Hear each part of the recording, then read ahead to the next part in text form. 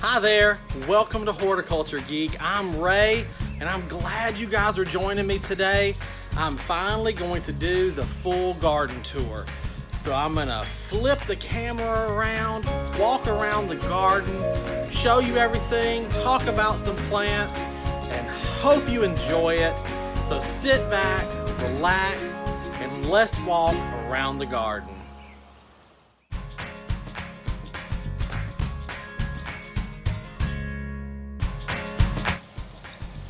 All right, so we've got perfect lighting right now, but we're gonna have to kind of go pretty fast through this, but hopefully it will give you a chance to see everything I've got.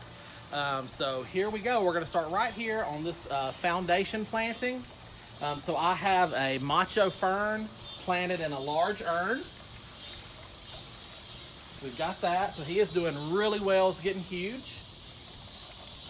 Then I've got a little water fountain here. And there are begonias underplanted by the water fountain. They are starting to put on growth, but not too much. Here we have our hydrangea.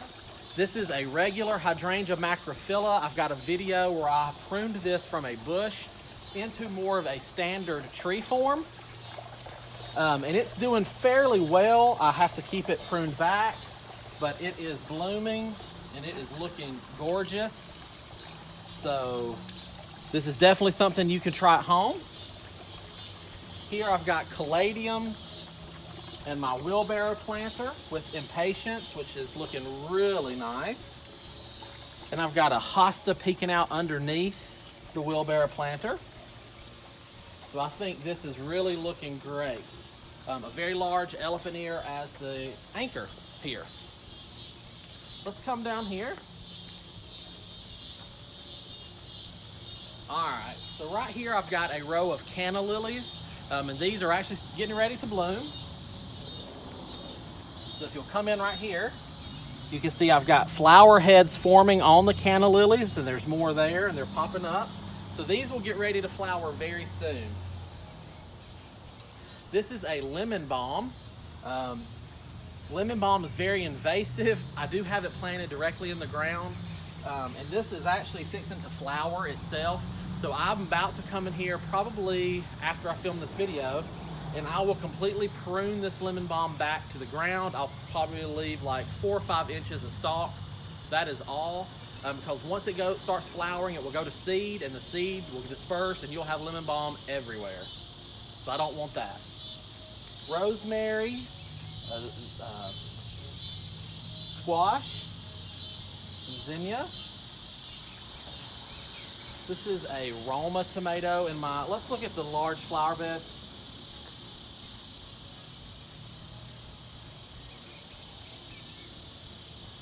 So this is my large vegetable raised bed I just built this year. And so far it is doing really well. My soil level has compacted. If you watch the video where I built this and put it in, you'll know that I did a Horticulture style in it. So I filled the bottom with sticks and leaves and straw, and then put dirt on top of that. So this winter I will have to bring more dirt in and raise the level back up. But it is really healthy, it's doing really well, so I'm very pleased with it. So like you see, I've got tomatoes, I've got regular basil, cinnamon basil, another tomato, peppers, Tabasco peppers, tangerine dream, a sunflower, and it's forming a sunflower head. So I should have a nice sunflower here before long. More peppers. These are bell peppers right here, just regular bell peppers. I've got some nasturtiums and carrots still in here, some onions in here. And in my wall basket, this is Dichondra Silver Falls. It makes a wonderful filler in a plant, and I've got marigolds on top.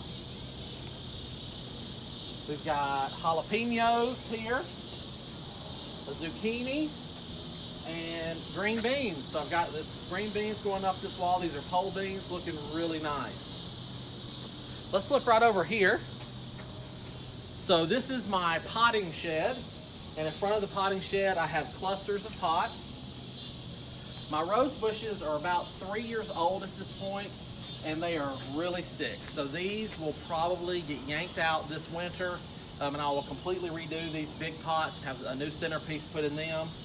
But my asparagus fern down here as well, these asparagus fern come back for me because they are protected.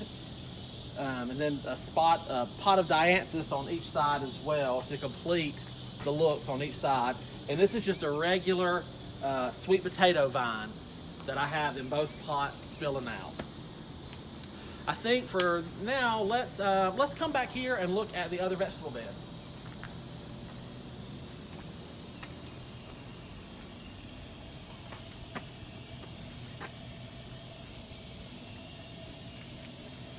So this is my other raised vegetable bed, and this actually has the trash to treasure trellis in here that I built from an old Christmas decoration. And I have moonflowers growing up the trellis. They have taken off, they're doing really well. So I'm hoping to have some moonflowers coming to bloom very soon. And I have corn planted in this bed, more green beans, watermelon, and pumpkins. The pumpkins are going crazy.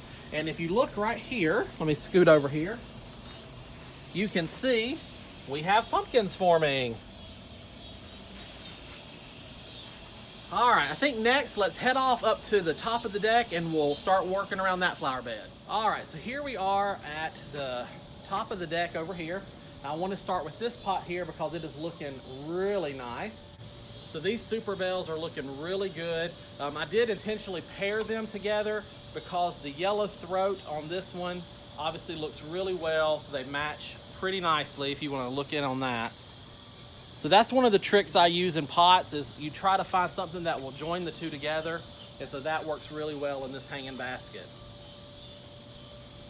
We've got some strawberries. This is a newer garden right here. We just put this in a few weeks ago.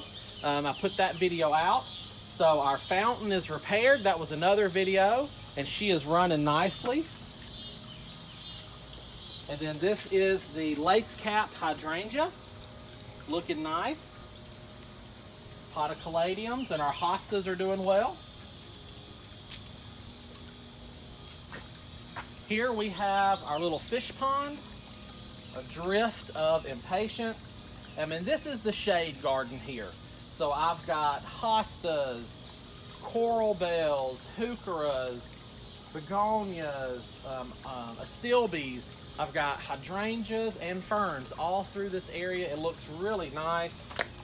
And this is our Camellia sinensis right here, our tea plant.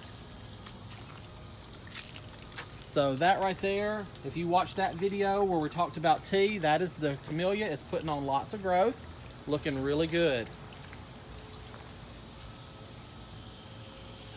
All right, right here we have a large wooden planter that I have my cucumbers in this year. The past couple years, I've traditionally planted the cucumbers in the ground. They haven't done the best for me. So I put them in this large pot this year so I could kind of control their environment and their water. And as you can see, they are sprawling out. They're sprawling up this bush. And I have cucumbers ready to pick. So I've got to get out here and look at this. I've got more super bells here underplanted and a shrimp plant for interest in here, just to bring a pop of color into this pot. Here's a zucchini, and kind of under it, it kind of threw itself on top of a blueberry. So I've got a blueberry plant there. Look at this rose. Looking really nice. A blush pink.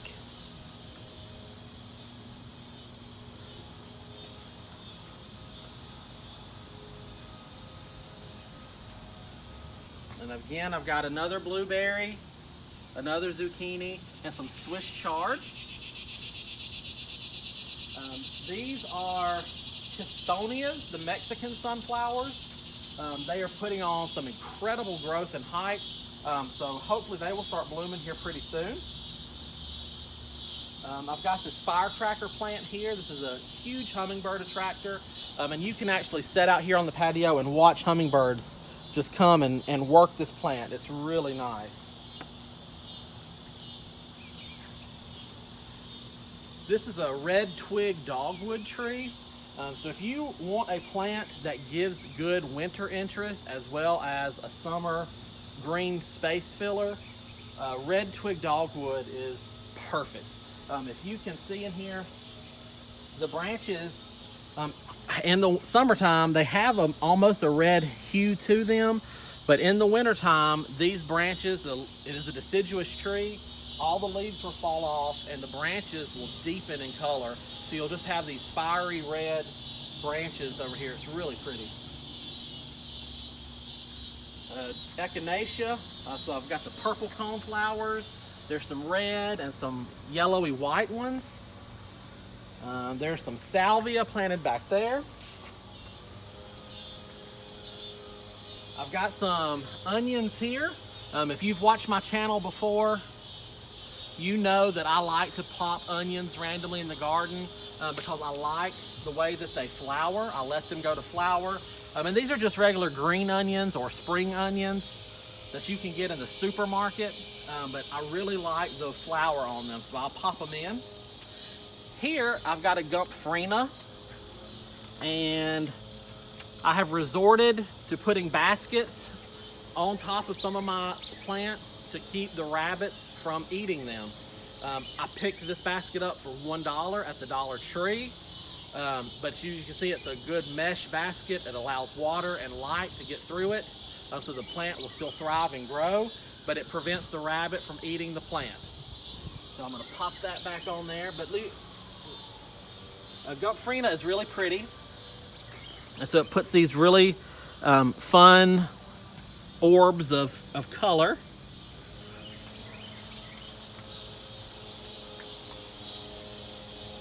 This is bee balm. Smells really nice, a good pollinator attractor, a good bee attractor. Here's one of the pots we put together earlier in a video. Looking fantastic. The growth is going really nice on these. The petunias are huge, are spilling over. The verbena is huge and spilling over. The foxtail fern is doing exactly what I wanted it to do as our centerpiece focal point. Looking great. And its match is right down here. We'll look at it in a second. This is a melon sage. It is huge. This is one plant. It gets huge. It takes up a lot of space. It smells wonderful. And it puts out these neat little flowers that, again, the bees love, the butterflies love. Good pollinator attractor. Smells really nice. I've got some black-eyed Susan vine planted in hanging baskets that have taken over the trellis, as well as some grapevine hyacinths or hyacinth bean vine planted on the ground that is taken over. This side, the hyacinth bean, is going much better than this side. And that's because my rabbits ate this side down, so I had to replant this side. But it is coming up, it's doing fine. So here in a few weeks, if the rabbit doesn't get it again, we should be seeing lots of growth on this post beam as well. So again, just to repeat, the hyacinth bean and the black-eyed Susan vine. And so this is exactly the look I'm going for, to where the two vines intermingle. The hyacinth bean obviously puts out this purple bloom, and then the black-eyed Susan vine puts out its yellow bloom, and the two pair really well. So again, here's the other pot, the match from down there. So we've got the petunias, the verbenas, the geraniums, the foxtail ferns. We've got some more echinacea. I've got another salvia, some more bee balm that I've planted in. This is a perennial geranium, so this is a hardy geranium. It'll come back year after year. This is one of the ones I just planted this year in a video. I got those from Gilbert H. Wild. Our urn is looking really nice. So this is the iron urn that we planted up in a video. The creeping Jenny is spilling over beautifully. It's almost touching the ground. The marigolds are looking nice. Our spiller flowers are looking really nice.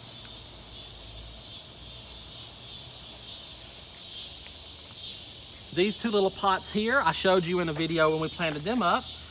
These are the ornamental onions that I bought from Gilbert H. Wild to put in these pots. And look at these, how sweet and pretty are these? So I think the little sweet purple blooms pair really well with the red verbena. This is a rudbeckia, or this is not actually a black-eyed Susan, this is I think a brown-eyed version, but it's a rudbeckia in the rudbeckia family. I've got an amaryllis here. This amaryllis actually bloomed already. I pruned it back, fertilized the heck out of it, and it has come back and bloomed again for us in the dead heat of summer here. So really pleased with that. The wall of green behind me is my autumn clematis, my sweet autumn clematis. So it is just filling out this fence row, and come this fall, it will absolutely cover itself with white flowers that are fragrant. It will fill the whole yard with a sweet smell. So watch out for updates on that. As soon as it starts blooming, I will let you know. Let's flip around this way. So we've got a butterfly bush here, looking good. This is a pineapple sage right here. It has yet to bloom for me this year. I think it's in kind of the wrong spot. It needs to have a little more sunlight, but I think it will bloom here soon.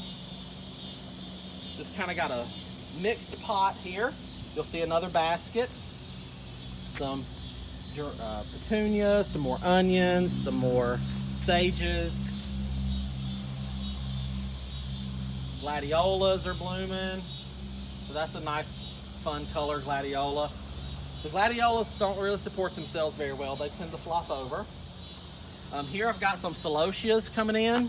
These are self-seeders from last year. They put themselves here and volunteered to come back. So we're happy about that because they're really pretty. We enjoy them. This is our foxglove that we recently bought off the clearance rack at Lowe's and potted in the ground. And as you can tell, all of these purple flowers are brand new. It is loving the spot. It's really thriving. The flower stalks are not getting very tall, but it's putting a lot of them out. So I'm very pleased with that.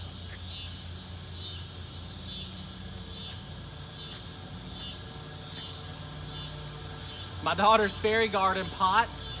It's hard to see the fairy garden. The impatiens are loving this spot. The creeping Jenny is loving this spot. So it's kind of jungled up the fairy village right now, but that's fine. We'll clean it out later. This is a Japanese maple. So it makes a good anchor plant. It brings in a nice, deep, grounding red color to this side of the garden, so that all the underplantings really feel like they have a place. I feel like these are good to put in if you need a good anchor plant that is a space filler to make your foundational plants pop. So something like this with this deep color works really well. This is a rosemary. I'm sorry, a lavender. This is a lavender. It has flowered. It's not currently flowering, but it smells really nice. Some lamb's ear, another rudbeckia, some more marigolds. This is what's left of the lettuce. As you can tell, it is starting to bolt. It is going to get pulled out here very soon. This is the multicolored Chinese spinach from Baker Creek. So I've got a little drift of it here and a big drift of it back there.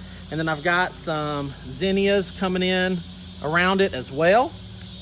And then my cabbages, they're kind of shameful looking. The cabbage moths and the slugs have tore them up, and I just haven't pulled them out yet, but I will be doing that. And that brings us to our okra. This is the Clemson spineless okra. And I do have okra growing on the plants, like this one right here is almost ready to pick. Right there. And then back around to this little spot right here, which again is just a mixed pot of perennials. So I've got a daylily, I've got some asparagus. This is an old water fountain that had a hole that was not repairable. So we just turned it into a planter because even though it wouldn't hold water, it will hold dirt. So I've got plants in it. All right, one more pot to show off back here. And this is this urn here with the purple fountain grass. It is looking really well. The plumage is looking awesome. And then the holy moly super bells coming out from underneath. I just love the way that that looks. All right, so now that we've wrapped up the garden tour, I actually have a little treat for you guys. This past weekend, we went to my wife's aunt and uncle's house because he recently had some medical issues and we went to visit him. While we were there, I got some footage of some of the farm animals, which I know lots of my followers enjoy. So I'm just gonna sneak in some footage right now of the goats, the geese, and the chickens. We had fun visiting family and playing with the animals. So I just thought I would pop that into this video so you all can enjoy. So here it comes.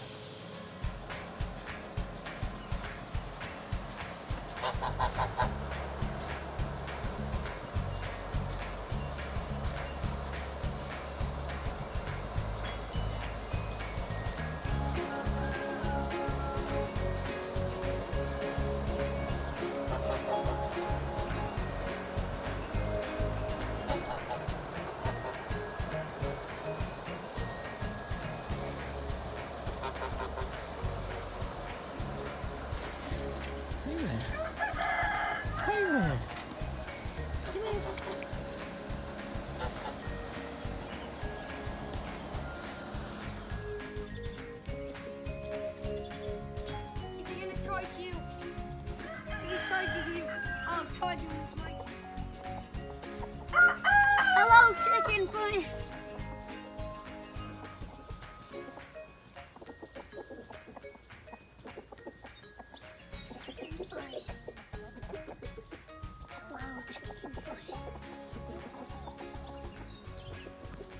I'm becoming one with the chicken.